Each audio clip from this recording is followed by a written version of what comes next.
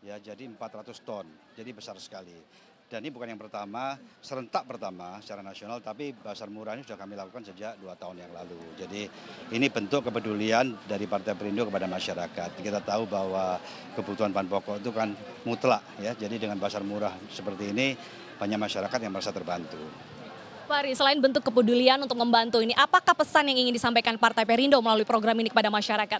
Ya, jadi Partai Perindo jelas peduli dengan masyarakat, peduli dengan kesejahteraan masyarakat. Yang dilakukan ada 2 konsep. Yang pertama adalah membantu, yang kedua membangun. Membantu itu seperti pasar murah ya, jadi mereka bisa beli beras dan harga murah. Membantu itu ada ambulans ya, di seluruh tempat di kantor-kantor kita, di kabupaten kota kita punya ambulans gratis melayani masyarakat. Kemudian membantu itu fogging ya, karena banyak wabah demam berdarah. Kami sering fogging di seluruh Indonesia, bahkan waktu tanggal 9 lalu fogging serentak secara nasional juga di seluruh Indonesia. Banyak warga terbantu ya, tentunya demam berdarah itu kan bahaya. Nah, itu contoh yang membantu. Tapi yang lebih penting lagi adalah membangun masyarakat. Membangun masyarakat itu begini, kita semua ingin Indonesia maju. Kita semua ingin. Tapi kalau mayoritas masyarakat kita masih di menengah ke bawah, masih golongan ekonomi lemah, belum mapan, sulit bagi kita untuk cepat menjadi negara maju. Jadi program kita bagaimana memberdayakan masyarakat, membangun masyarakat dengan membuat mereka yang tadinya kurang produktif menjadi produktif. Misalnya UMKM, usaha kuliner ya, kita kasih gerobak, ada yang kita kasih pinjaman ya, dana supaya mereka bisa berusaha, ada yang kita latih ya. Caranya macam-macam sehingga mereka penghasilannya meningkat. Ada yang tadinya 2 juta jadi 6 juta, ada yang 3 juta jadi 9 juta, banyak. Saya sudah keliling, saya cek. Terus terang saya sudah keliling Indonesia, saya periksa satu-satu apakah betul seperti itu. Petani juga bagaimana yang tadinya tradisional kita buat lebih modern. Kita kasih mesin perontok padi, lebih cepat kan dari prosesnya. Kemudian ada yang kita sumbang traktor, satu koperasi kita sumbang traktor. Tadi pakai kerbau, pakai sapi ya, itu kan tidak bisa kerja lama, pakai traktor bisa kerja sampai sore, dari pagi sampai sore. Nelayan juga begitu, kita buat modern. Jadi intinya semua yang terkait dengan bagaimana kita memberdayakan masyarakat, membangun masyarakat, mereka akhirnya bisa meningkat kesejahteraannya, ini kami lakukan. Lah, kalau kami punya anggota dewan yang cukup, ya di DPR RI, di DPRD provinsi ataupun di kabupaten kota, akan lebih efektif. Karena kenapa? Partai Perindo akan mampu membuat kebijakan ya, yang tepat sasaran, yang dibutuhkan oleh masyarakat marginal, yang dibutuhkan oleh masyarakat kecil, supaya mereka bisa meningkat kesejahteraannya. Contoh, saya berikan contoh. Kalau konsep Partai Perindo misalnya bisa membuat peraturan, semua adik-adik kita yang tidak bisa kuliah misalnya, kita berikan pinjaman tanpa bunga. Yang tidak mampu tentunya ya, kita berikan pinjaman tanpa bunga supaya mereka bisa kuliah. Ya kan, supaya mereka bisa kuliah.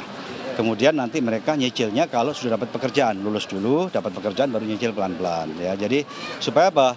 Masyarakat kita terdidik dengan baik ya. Karena saya latar belakang saya juga saya lulus S2.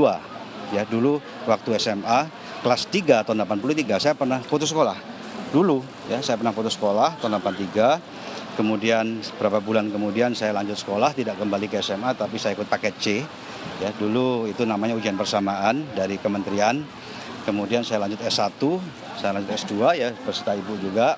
Kemudian pulang ke Surabaya, kemudian tahun 90 pindah Jakarta, dirikan MNC Group dari karyawan 1 orang. Dan alhamdulillah sekarang sudah lebih dari 35.000 karyawan di dalam MNC Group dengan perusahaan begitu banyak. Bukan menonjolkan achievement-nya apa yang sudah dihasilkan, tapi pesan di sini adalah pendidikan itu penting. Saya tidak bisa bayangkan kalau dulu saya tidak lanjut sekolah, SMA saya putus, nggak lulus, nggak ada Haritanu seperti hari ini, nggak ada Partai Perindo juga. Jadi memang ini passion kami, perjuangan kami antara lain adik-adik kita harus nanti bisa kuliah, khusus yang tidak mampu. Kalau yang mampu mereka bisa jalan sendiri. Tapi harus ingat, jumlah perguruan tinggi nggak cukup. Kalau kita harus bangun fisik di mana-mana, mau berapa tahun, bisa nampung berapa. Sementara pertumbuhan penduduk kita itu nambah 3-4 juta setiap tahun. Jadi saya rencanakan kalau Partai Perindo bisa punya kesempatan membuat regulasi, kita akan buat kuliah online. Tapi dengan kurikulum yang bagus, dengan pengajaran materi yang dibutuhkan untuk membangun Indonesia, ya kuliah online. Jadi anak Papua bisa kuliah di Papua, tidak perlu terbang kemana gitu ya. Anak Aceh juga semua bisa kuliah di tempatnya sendiri-sendiri. Jadi itu akan mempercepat. Ya. Setahun kita bisa membuat anak kuliah itu bisa mungkin 500.000, 1 juta atau bahkan lebih 2 juta juga bisa karena pakai online. Ya kita harus realistis. Kalau perguruan tingginya nggak cukup, ya kita nggak bisa cepat membuat mereka kuliah ya. Ada lagi yang tidak kalah pentingnya. Seperti petani, contohnya. Petani banyak yang sekarang ini adalah penggarap. Penggarap tidak akan pernah makmur, tidak akan pernah sejahtera, karena mereka buruh tani. Nah, konsep Partai Perindo kita buat koperasi. Kita buat koperasi, buruh tani ini sebagai anggota koperasi, artinya pemilik koperasi, kita alokasikan tanah negara untuk mereka, sekian hektar misalnya, ya, disesuaikan dengan kebutuhannya. Jadi mereka juga sebagai pemilik sawah, tapi tidak satu orang begitu, diwadain koperasi, ya kan? Terus mereka usahakan itu sawah jadi sawah, ya. Kemudian ada bank misalnya kayak BRI akan kasih pinjaman lunak untuk beli bibit atau beli traktor, ya. Mereka dilatih nanti dari kementerian misalnya pendidikan, dan itu memberikan pelatihan kepada mereka supaya bagaimana menjadi petani yang modern, ya kan. Nah, nanti buat regulasi juga, misalnya import beras tidak boleh di saat panen, import beras itu setelah panen supaya harga bisa tetap terjaga dengan baik, mereka bisa jual dengan harga bagus sehingga penghasilan mereka baik. Jadi Partai Perindo sudah punya konsep, bangun petani bagaimana, bangun kuliner, bangun UMKM, bangun nelayan, bangun pariwisata, sudah punya konsep. Ya, hanya yang kurang saat ini anggota DPR sama DPRD. Makanya kami akan ikut pemilu dan saya minta tolong semua kader masyarakat, percayalah saya. Ya, Partai Perindo berjuang untuk kesejahteraan masyarakat. Bagaimana membangun masyarakat yang belum mapan, bagaimana membangun masyarakat kecil, bagaimana membangun masyarakat yang belum produktif untuk menjadi masyarakat yang produktif seperti yang lain. Sehingga dengan demikian Indonesia pasti akan lebih cepat menjadi negara maju. Jadi seluruh aspek dari Indonesia ini akan dibangun oleh Partai Perindo ya Pak Hari? Kami suami istri berjuang untuk masyarakat. Ya, kita sudah diberikan banyak berkah. Materi sangat luar biasa, anak-anak sudah besar-besar, sudah kerja, sudah lulus S2, kurang apa lagi. Yang belum adalah bagaimana kami mengabdi kepada masyarakat dalam arti yang sesungguhnya, tidak hanya mengkritik, betul-betul memberikan solusi. Masyarakat sejahtera, Indonesia maju. Terima kasih Pak Ari. Kita akan ke Bu Lili sebentar. Bu Lili, Bazar Murah Partai Perindo ini kan merupakan program dari Kartini ya Bu ya. Nah ini kan kalau kita bicara tentang kebutuhan pangan selalu erat dengan ibu-ibu. Nah apakah ini bentuk kepedulian untuk meningkatkan produktivitas kaum perempuan di seluruh Indonesia? Iya, kita tahu bahwa Bazar Murah itu selalu relate to Kartini Perindo programnya. Jadi khusus untuk pagi hari ini kita juga ada Bazar Murah serentak gitu seluruh secara nasional.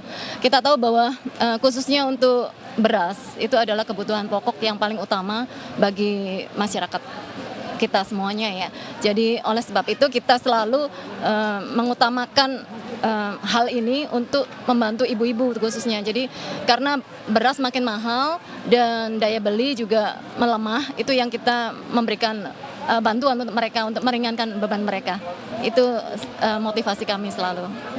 Bu ini kan juga bagian dari calon anggota legislatif. Mungkin ada harapan dengan adanya pemilu ini bisa menghasilkan pemimpin-pemimpin yang seperti apa menurut Ibu? Iya, untuk sebagai calon legislatif itu bukan suatu itu adalah sebuah tantangan, bukan cari pekerjaan ya.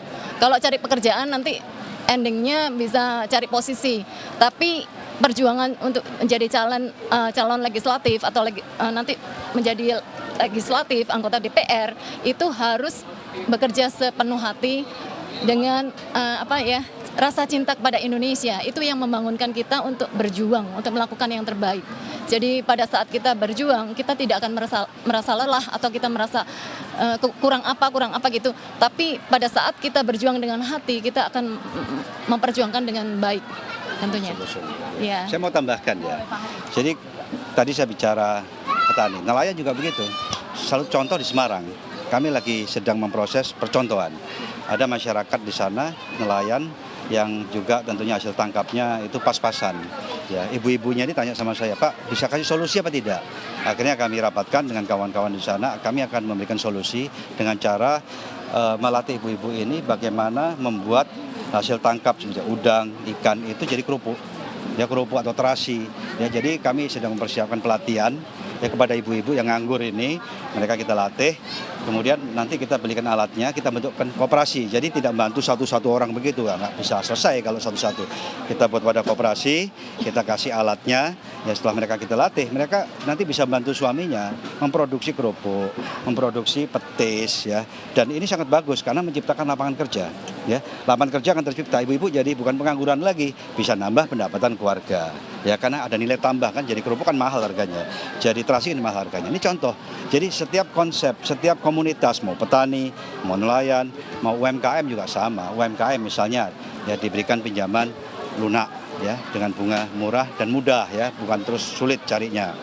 Terus yang kedua dilatih, mereka dikasih pinjaman belum tentu mereka bisa kerja, mohon maaf ya, karena mungkin masalah pengalaman, pendidikan ya, kita latih bagaimana membuat produknya lebih baik.